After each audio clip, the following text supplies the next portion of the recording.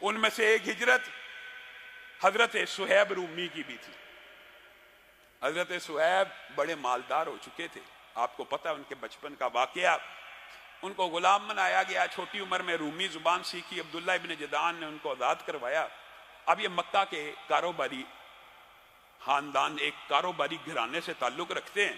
انہوں نے اور عمار بن یاسر نے ایک ہی دن اسلام کو قبول کیا تھا۔ اب یہ مال اسباب اپنا سارا سامان گھر تو چھوڑ رہے ہیں اور ہجرت کے لیے نکل رہے ہیں۔ کفار مکہ کو، قریش مکہ کو پتہ چل گیا کہ صہیب نکلنا چاہتے ہیں، اکٹھے ہو گئے، دائرہ بنا دیا۔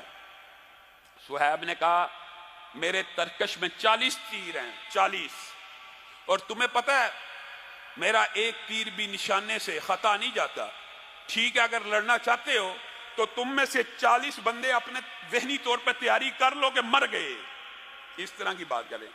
ہجرت